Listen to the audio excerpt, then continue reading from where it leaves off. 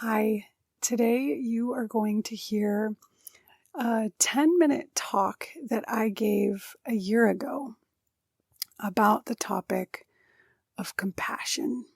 And during the talk, I got really emotional and I talked about why that's a good thing and that I've learned more and more that my emotions, they're signs from the inside. And as teachers, we don't often turn inward or outward. We're always taking care of our students' parents, of our own families. And this program that I recently graduated from, MMTCP, it's an amazing program and it was life-changing. And during the program, I taught 8 classes during a practicum experience, and I'm publishing them here on the podcast for you. I think that they're just really, really important, helpful classes for burned out teachers, really. Like, you need this, and I'm so happy that you found it. This is actually part 5 in the 8-part series. If you want to listen to parts 1 through 4, just go back in your favorite podcast app, and so you can go back and listen to the other classes anytime you want. But this one, I highly, highly recommend that you listen to the whole thing. So the class is a recording and it's outdoors. So that's one thing I want to warn you about. The recording is the actual class that I taught. I thought it was so good that I couldn't replicate it, and I just wanted you to be able to hear it raw and unedited. And you'll hear some background noise. And then I re-recorded the guided meditation because I wanted to rewrite it a bit, and it's beautiful, and I hope you enjoy it. And so there's a 10-minute talk and then about a 13-minute guided meditation in this episode. And as always, if you appreciate the work that I'm doing, I'd love for you to share it with a friend. That would be wonderful. The more people know about it, the more people are touched by this important work. And you could also help me out by going to my website, amandarightnow.com, and purchasing one of my resources. I recently created a mini lesson to teach kids about meditation, and it includes a guided meditation. It's really fun and silly, and it has some editable slideshows with some GIFs in it. And there's one for 3rd through 5th graders, and there's one through 6th through 8th. You could probably use it for 9th too. So you could go get that. Just go to the show notes or the description of this episode, and I put a link to the meditation lessons in there. I appreciate you, and thanks for listening, and contact me anytime. Just go to amandarightnow.com and click contact and let me know what you think of this series all about meditation and mindfulness. I'd love to hear what you think and what you're getting out of it. So let's go ahead and get to the talk. Welcome to the Empower Students Now podcast, a podcast about equity, neurodiversity, mindfulness, and student engagement. There's a lot that needs to change in our education system. The good news is teachers have the power to make these changes now.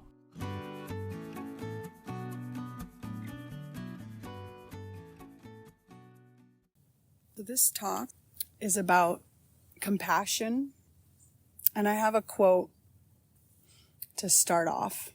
It really, really resonated with me when I read it. It's from a book called The Zen Teacher, written by a public school teacher. And it says, "I was looking for someone to inspire me, motivate me, keep me focused, someone who would love me, cherish me, make me happy. And I realized that all along I was looking for myself. Self-compassion, and this is still from the book, self-compassion is an undervalued, under-practiced art that includes everything from forgiving yourself for perceived or actual mistakes to practicing positive self-talk, such as affirmations, praise, pleasant thoughts, and well wishes. And I mean, really, compassion is kindness. And I think what people have found is it's really hard to be compassionate and kind to others if we're not doing the same for ourselves.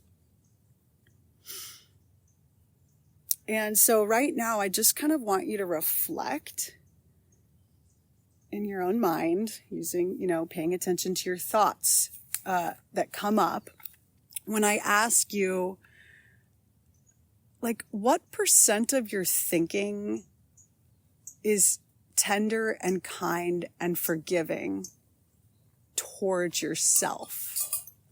Like, how often do you treat yourself like you're your own best friend?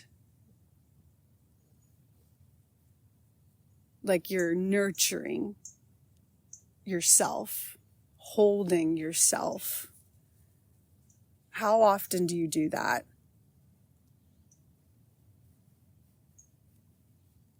And when I reflect on this, I think about my childhood, basically my entire life, and trying to strive and achieve, and that being what dominated my mind, and how meditation and learning to notice my top 10 hits really was the key to waking up to my own mind and the negativity that still lives there. It's still there. It's just because of practicing mindfulness and being obsessed with this topic for so many years, I've started to more easily be able to not get hooked on the negative thoughts about myself and the replaying of different things and how I maybe said the wrong thing and how maybe I hurt someone or feel guilty about something I did and feeling like a bad person or like I didn't do enough. I noticed that pattern. It is part of my top 10 hits. And those voices are getting quieter because I'm not clinging to them and believing them as much as I used to. And there's this acronym that I want to teach you today that Tara Brach created for just this process called RAIN. And it's an easy acronym to remember, and I'm going to kind of explain it to you. So R stands for recognize. So recognizing that repeating pattern of negativity towards yourself or others, or any pattern for that matter. One of you mentioned feeling like you have a lot to get done and things aren't getting done. That's a story. That's something you can recognize. Wow, like I have this thought a lot, like that I'm getting behind. That's a pattern. There's a pattern to that thought. And then allowing the experience to be there, just letting it be there. This is a thought that I'm behind, or that I did something wrong, or I'm feeling bad about myself. So just kind of allowing it, like seeing it, witnessing it, taking the seat of the observer. So that's A, allow, without judgment. And then I is investigate. How does this thought feel? What does it do to your other thoughts?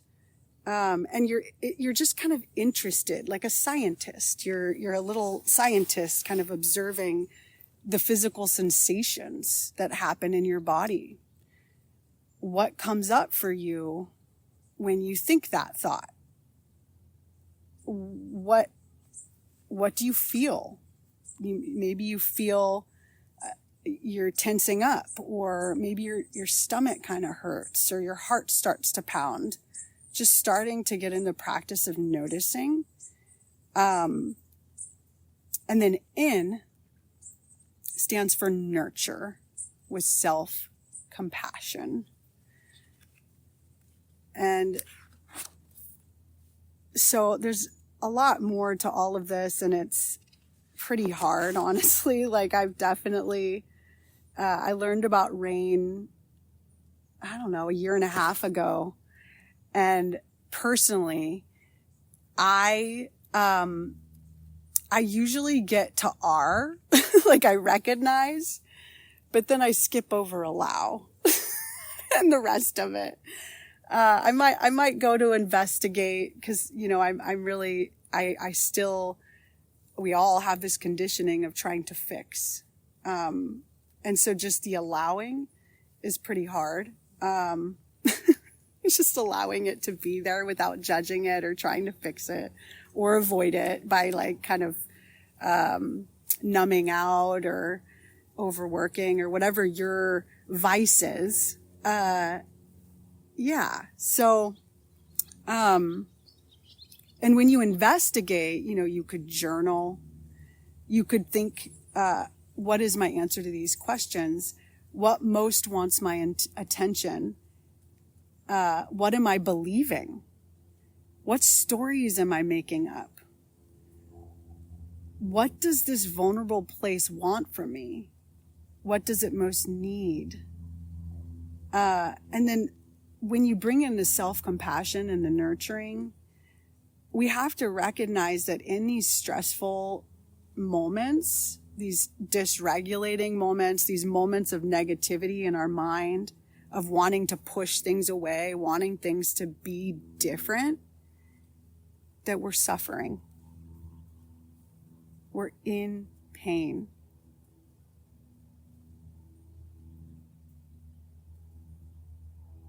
And we have to try and sense what's wounded, what's frightened, what's hurting. What do we need in that moment? Do we need forgiveness?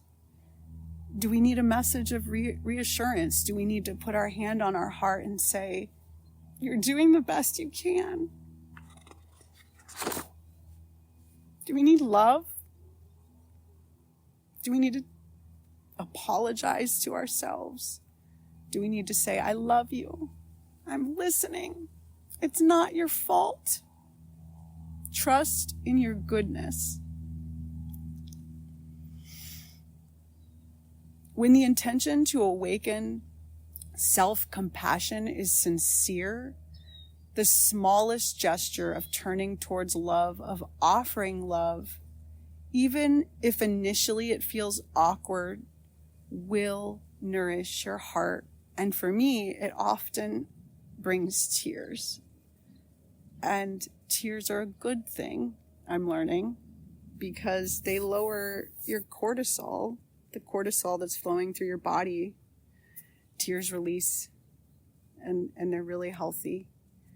And that's not what we've been conditioned to know and to understand, huh? Right? We usually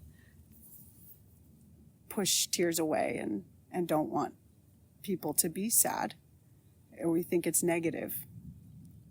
And I'm trying to practice this idea that tears are powerfully healing, and that they're a sign that I'm being compassionate to myself and others. So we're going to practice with a meditation. And this meditation is going to walk you through rain with a difficult situation that you might be facing in your life. And again, if you have to tap out of this, if you have to kind of zone out or step away, walk away, you are welcome. Meditation is not the end all be all, by the way. There's like actual research that's happening right now that it can actually be bad for people if you meditate too much. Did you know that? Yeah. So, and yeah, like meditation, like in the past, like a decade ago, it was like, no, you sit there and you stay there. Like, you're not a good meditator unless you like... The Buddhas, right? Yeah. And like today, like modern meditation is evolved to kind of incorporate trauma-informed practices. And so, yeah, like it's okay to get up. It's okay to stop. Do you know what I mean? I'm just giving you permission. Thank you for being so cutting edge. You're welcome. Appreciate Well, it. the program I'm in is cutting edge, Yeah. so that's where this is all coming from. It. Okay, let's go ahead and start. So I will go ahead and I'm just going to ring the bell at the beginning and the end. And what's really great about this is you can kind of just, it directs your attention. It's an anchor, the noise. And I like to just listen to the whole reverberation, like through the whole thing until I can't hear it anymore. Yeah. So let's begin our meditation.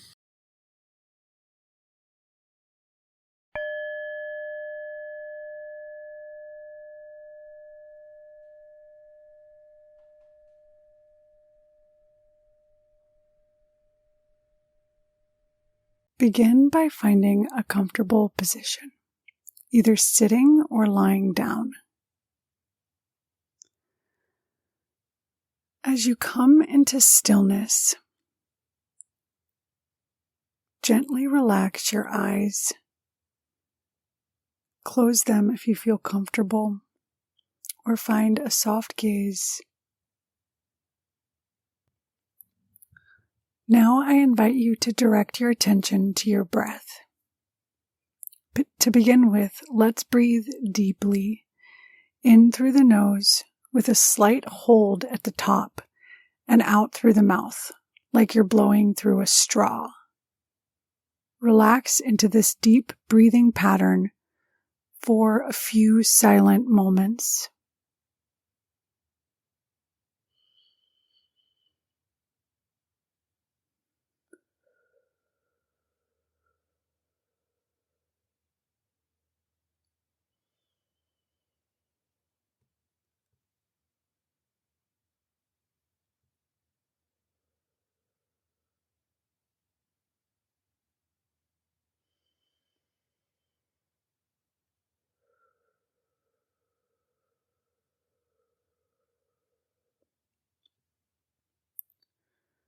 Settle into this moment.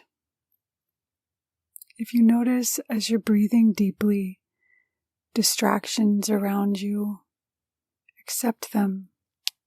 Realize they're part of this moment too. Deepen into the sense that all is as it should be. There's nowhere to go.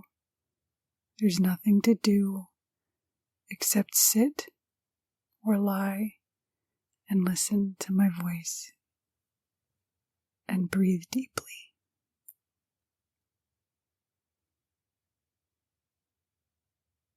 Anytime you notice your mind wandering or pondering or judging or questioning, breathe.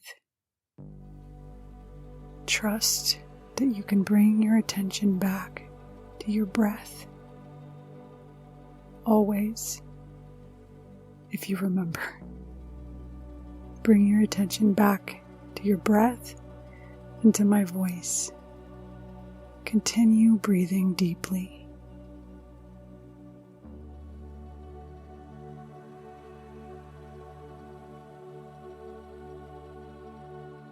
Now, allow your breath to normalize. And I want you to, at this point, bring to mind a circumstance in your life where you feel in conflict with yourself. A situation that you feel a lot of judgment or negativity toward yourself.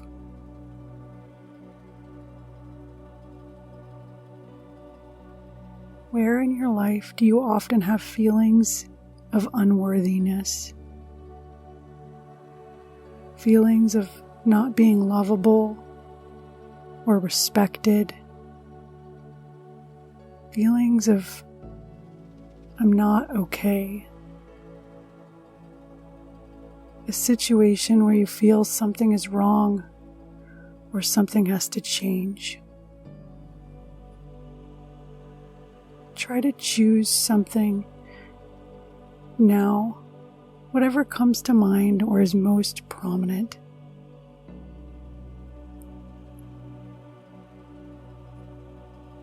You always have the option to get up and stop this recording. This is for you to learn self-compassion, and so if feelings and this situation are too much, please take care of yourself.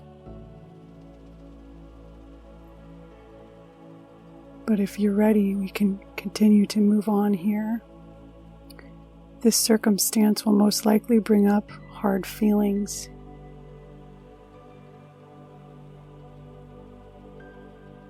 Recognize the physical sensations that are present as you recall the situation. This feeling of unworthiness. Notice the thoughts circulating in your mind. Notice the emotions that surface.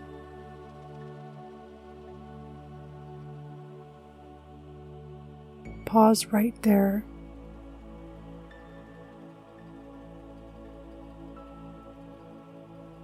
By noticing all that is here now, when we're calling this particularly hard situation, you are practicing the R in RAIN, recognize.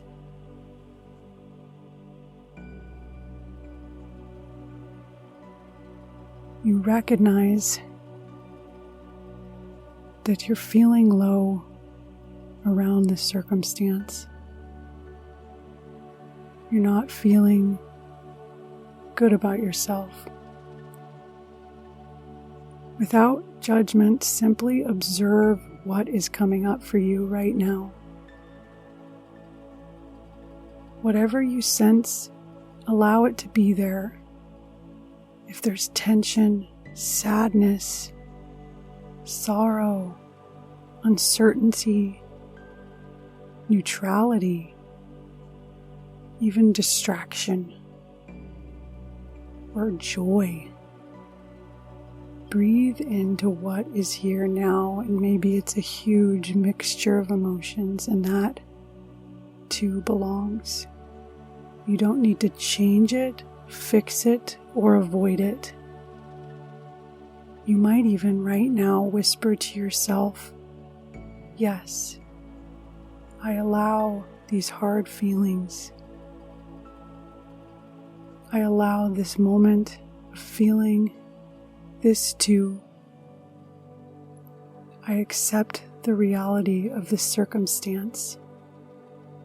What we're doing here is practicing the A in RAIN, allow. So we recognize what's happening in our bodies and our minds, and we allow it. The I in RAIN stands for investigate. With a curious mind and a caring heart, let's investigate your inner experience surrounding this circumstance. Ask yourself, what is coming up for me here? Is there something I'm resisting? How am I experiencing this in my body? What narratives or stories or beliefs am I getting pulled into? What am I believing about myself? Is it that maybe you did something wrong, that you aren't doing enough, that you aren't respected, that you're invisible, or something else?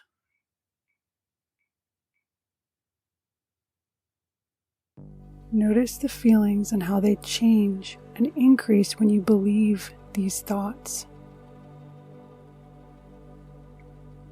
Continue breathing in through the nose and out through the mouth. If the intensity of these feelings is too much, you can bring your attention back to the breath always. Remember to approach your inner world with gentleness. Avoid judgment. Dive deep into the felt senses of your body right now. What are you observing? As you observe, continue breathing. If you have to take some deep breaths, do that.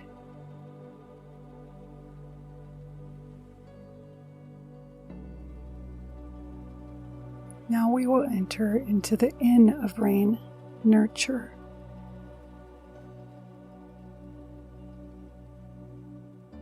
Connect with the part of you that needs attention.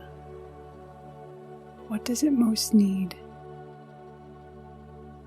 Perhaps it's a whispered message of reassurance, love, understanding. Try whispering to yourself, "I'm here for you. I love you. It's going to be okay."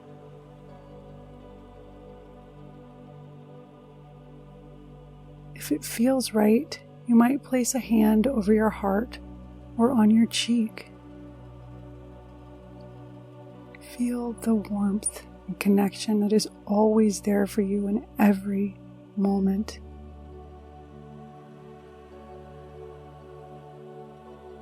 Maybe you can, at this point, repeat a mantra that resonates most with you. It could be, "I am whole. I am enough. I am loved," or something else of your choosing. Rest into this mantra for a few moments of silence.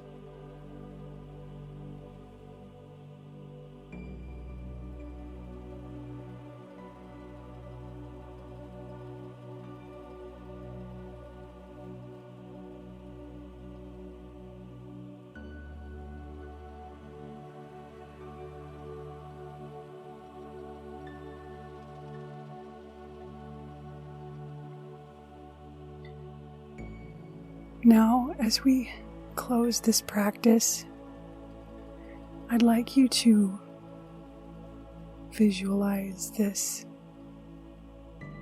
Imagine a radiant light or a loving figure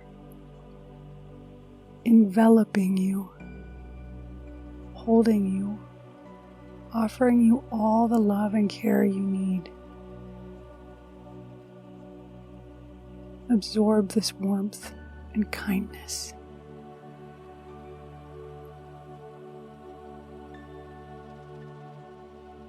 Rest in the awareness of your own presence and warmth and loving kindness.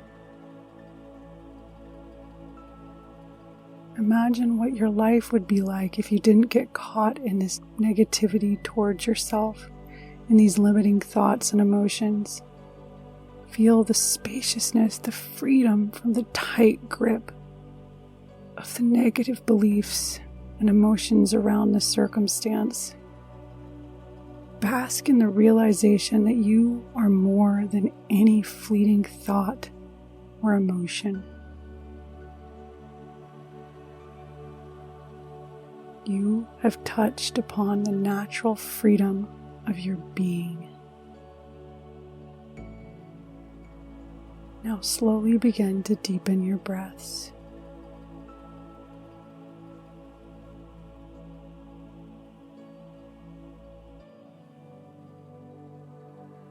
Feel the ground beneath you. Notice any noises in your environment.